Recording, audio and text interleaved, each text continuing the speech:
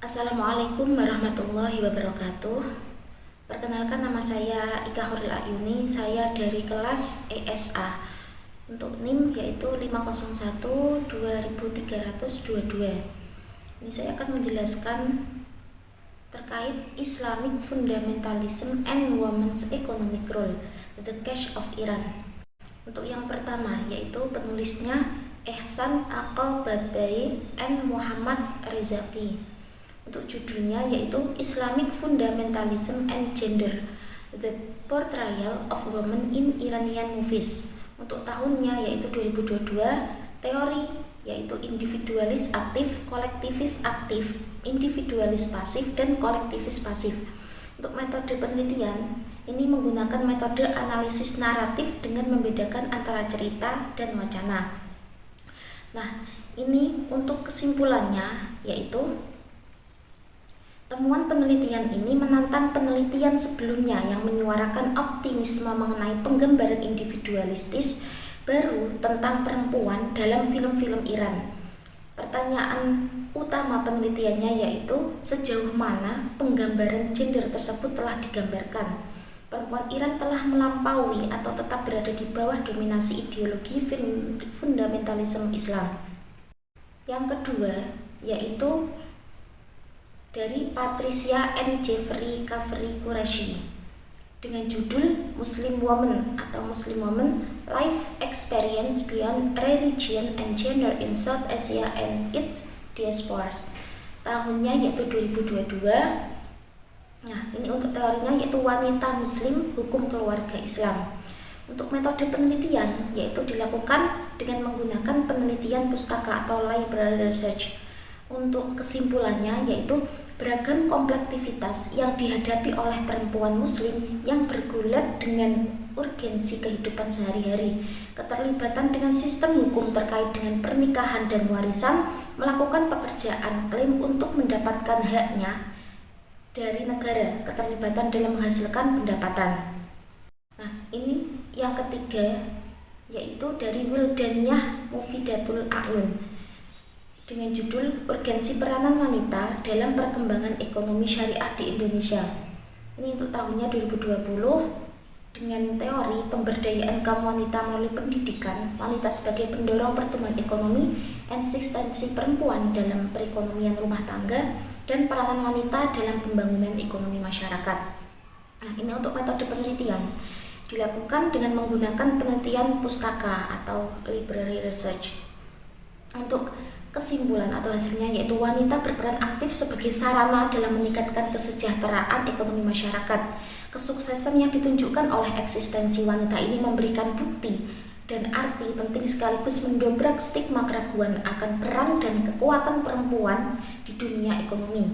Selanjutnya, peran serta lembaga keuangan dalam pembangunan perekonomian sangatlah sentral, terutama dalam menyediakan sumber dana bagi dunia usaha. Kelembagaan dalam pemberdayaan ekonomi ini salah satunya melalui bank yang memiliki fungsi sebagai sarana untuk memperlancar lalu lintas keuangan, yakni sebagai mobilitas pertumbuhan ekonomi.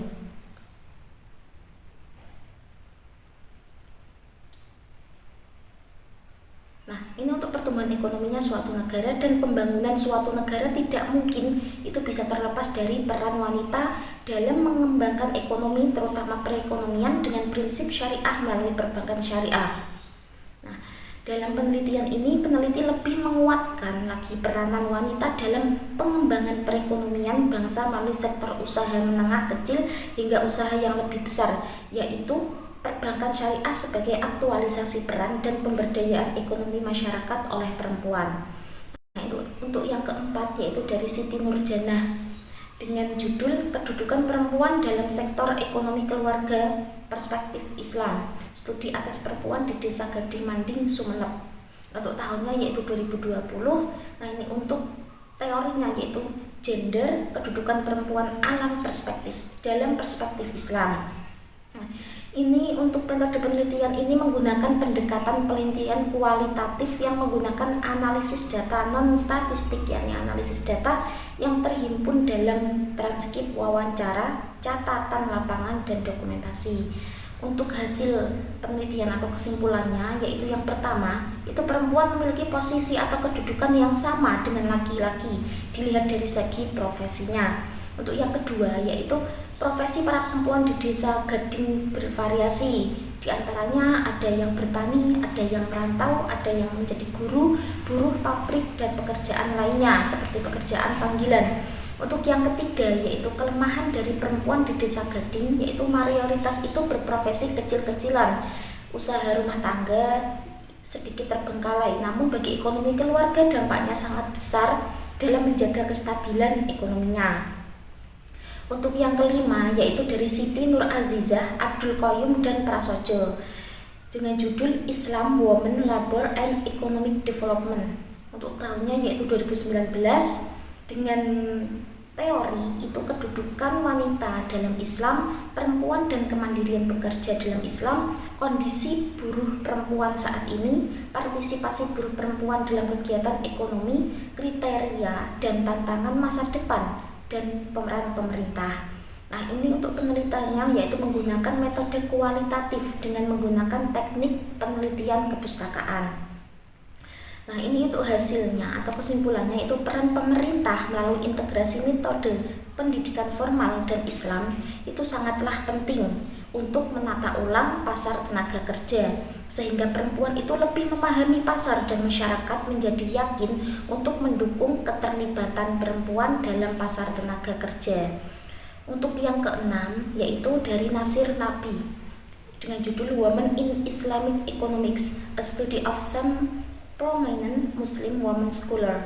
Ini tahunnya 2019 dengan teori ekonomi Islam, keuangan Islam, pembangunan modern, dan wanita. Untuk jenis penelitian yang digunakan yaitu penelitian kepustakaan. Penelitian ini bersifat kualitatif. Teknik analisis data yang digunakan yaitu deskriptif kualitatif. Nah, untuk hasilnya atau kesimpulannya yaitu peran perempuan itu sangat berbeda di pasar-pasar inti yang relevan dengan keuangan Islam dan pengembangan lebih lanjut. Peran perempuan ini mungkin bergantung pada adat dan budaya setempat. Negara-negara Teluk Arab yang secara tradisional didominasi oleh laki-laki baru-baru ini mempertimbangkan kekuatan ekonomi perempuan di tempat kerja. Di wilayah lain di kawasan Teluk, kendala yang ada di sana itu lebih sedikit, namun hanya sedikit perempuan yang menduduki posisi senior di perusahaan yang sepenuhnya mematuhi peraturan syariah. Meskipun terdapat perkembangan yang signifikan. Nah, ini untuk perempuan telah unggul dalam pasar keuangan Islam. Beberapa telah mencapai posisi senior, namun contohnya masih sama. Untuk yang ketujuh yaitu dari Ashaq Hussain dengan judul Women in Temporary Islamic Society, A Case Study of Iran. Nah, ini tahunnya 2019 dengan teori pendidikan, partisipasi ekonomi, dan partisipasi politik, serta gender dan agama. Nah, untuk partisipasi dan politik ya. Terus ini untuk metode penelitian yang digunakan yaitu dengan pendekatan deskriptif kualitatif dengan teknik analisis isi atau content analysis dan studi kepustakaan. Untuk hasilnya itu yaitu kebangkitan Islam di Iran itu telah memberikan pengaruh yang positif terhadap perkembangan status dan posisi perempuan di ruang publik di Iran kontemporer. Tulisan ini bertujuan untuk menyoroti posisi perempuan di Iran saat ini dan sejauh mana mereka itu mampu memanfaatkan hak dan keistimewaan yang diberikan kepada mereka oleh Konstitusi Republik Islam Iran. Untuk yang ke-8 yaitu dari Siti Nurjanah dengan judul Gender, Kedudukan Perempuan dalam Sektor Ekonomi Negara Perspektif Islam. Untuk tahunnya yaitu 2019. Ini untuk teorinya yaitu gender dan agama, gender alam Islam, posisi perempuan dalam sektor ekonomi negara. Ini untuk jenis penelitiannya yang digunakan yaitu penelitian pustaka atau library research dengan menggunakan teknik analisis isi juga dalam mengolah data. Nah, ini untuk hasilnya yaitu semakin banyak perempuan yang terjun ke dunia bisnis, maka semakin mempengaruhi kewirausahaan di negara-negara yang berkembang. Nah, ini untuk wiraswastawan perempuan menciptakan banyak peluang kerja dan meningkatkan pendapatan. Nah, untuk dalam Islam, perempuan itu wajib memperoleh pengetahuan dan latihan budaya, dan Islam tidak menghalangi bekerja dan belajar sebagaimana laki-laki, asalkan dia itu tidak melewati batas-batas syariah dalam Islam. Untuk yang kesembilan yaitu dari Ihsan Yilmaz and Zahid Shahab Ahmed dengan judul Islam and Women Rights in Pakistan. Untuk tahunnya yaitu 2018 dengan teori Dewan Ideologi Islam dan Pengadilan Syariah. Untuk metode penelitiannya yaitu dengan menggunakan penelitian pustaka atau library research. Nah, untuk hasil atau kesimpulannya yaitu terdapat perbedaan yang jelas dalam struktur kelembagaan dan mandat antara CIEN FSC. Meskipun kelompok tradisionalis atau Islamik yang patriarki mendominasi CIE FSC memiliki mayoritas hakim yang profesional, dan saat ini hanya ada satu ulama yang duduk di sana. Kedua institusi tersebut memiliki jumlah yang perempuan yang minoritas, dan dampaknya itu lebih terlihat dalam kasus rekomendasi kontroversial CIE mengenai isu-isu perempuan, karena komposisinya yang didominasi oleh kaum tradisionalis. Dewan belum mampu melakukan modernisasi dengan hak ijtihad. Nah, untuk sebaliknya, FSC ini justru menegaskan haknya untuk melakukan ijtihad, khususnya mengenai isu-isu hak-hak perempuan. Keputusan pengadilan tersebut pro hak-hak perempuan dan peka gender sesuai dengan realitas yang ada di Pakistan modern saat ini. Nah, untuk melalui analisis dalam makalah ini, penulis berpendapat bahwa peran negara dalam kaitannya dengan hak perempuan ini tidak dapat diperiksa melalui keputusan satu badan konstitusi saja. Misalnya untuk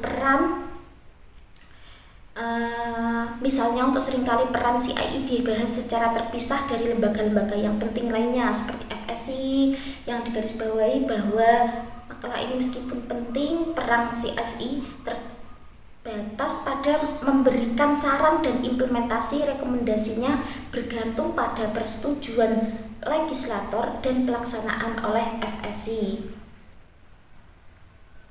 Nah, ini untuk yang ke-10 yaitu dari Siti Musdah Mulia. Nah, ini judulnya yaitu Perempuan dalam Pusaran Fundamentalisme Islam. Untuk tahunnya yaitu tahun 2018 dengan teori fundamentalisme Islam, perempuan, perda, khalifah kemanusiaan universal. Untuk penelitiannya yang digunakan yaitu penelitian kualitatif dan masuk dalam kategori penelitian perpustakaan. Nah, ini untuk hasilnya yaitu Islam itu hadir demi membebaskan manusia itu perempuan dan laki-laki dari semua sistem tiranik, despotik, dan totaliter menuju masyarakat sipil yang berkeadaban. Nah, masyarakat yang dimaksud yaitu yang mengamalkan nilai-nilai kemanusiaan universal seperti keadilan, kejujuran, kebenaran, kemaslahatan, kesetaraan, keindahan, dan kebersihan. Nah, ini untuk yang ke-11 yaitu dari Hendri Hermawan Adinugraha, Asap Suraya Maulana, dan Mila Sartika. Adapun judulnya yaitu Kewenangan dan Kedudukan Perempuan dalam Perspektif Gender, suatu analisis tinjauan historis. Untuk tahunnya yaitu 2018 dengan teori gender, kewenangan dan kedudukan perempuan pada masa sebelum dan sesudah Islam. Nah, ini untuk jenis penelitiannya yaitu penelitian pustaka atau library research dengan menggunakan teknik analisis isi dalam mengolah datanya. Nah, ini untuk hasilnya atau kesimpulannya, yaitu pada zaman pra-Islam, dalam budaya masyarakat Arab jahiliyah, perempuan mendapat perlakuan yang tidak setara dengan laki-laki, tidak menunjukkan adanya kesetaraan gender. Namun setelah Islam datang, ajaran Islam itu mengangkat harkat dan martabat perempuan, yang membedakan perempuan dan laki-laki itu di sisi Allah hanya nilai takwanya saja. Nah, pada periode klasik atau zaman Nabi ini, perempuan memiliki peran yang sangat penting dalam seluruh aspek kehidupan, seperti dalam bidang periwayatan hadis, perang, berniaga, dan lain sebagainya. Nah, pada periode pertengahan ini, zaman dinasti-dinasti Islam, pada pertengahan itu dinasti Islam, perempuan itu mulai memiliki peran yang penting dalam kehidupan politik dan bernegara. Ini untuk yang ke-12, yaitu dari Roxana Bahramitas dengan judul Islamic Fundamentalism and Women's Economic Role, The Cash of Iran. Tahunnya yaitu 2003, dengan teori fundamentalisme Islam, ekonomi Islam. Adapun metode penelitiannya yaitu dengan menggunakan pendekatan deskriptif kualitatif dengan menggunakan analisis data.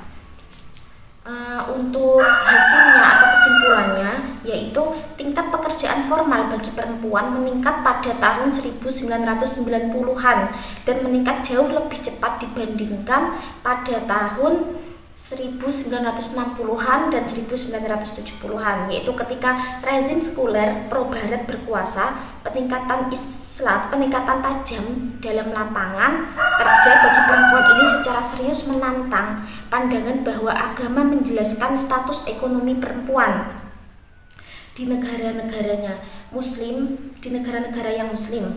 Bukti dari Iran itu menunjukkan bahwa situasi ketenagakerjaan perempuan di sana itu mengikuti pola yang sama di negara-negara selatan, yakni adanya peningkatan keseluruhan dalam ketenagakerjaan perempuan. Nah, fakta ini kemudian menunjukkan bahwa kekuatan ekonomi politik internasional dibandingkan agama itu tampaknya menjadi faktor yang sangat menentukan peran ekonomi perempuan di Iran. Nah, sekian penjelasan atau presentasi dari saya. Kurang lebihnya mohon maaf, semoga bermanfaat. Assalamualaikum warahmatullahi wabarakatuh.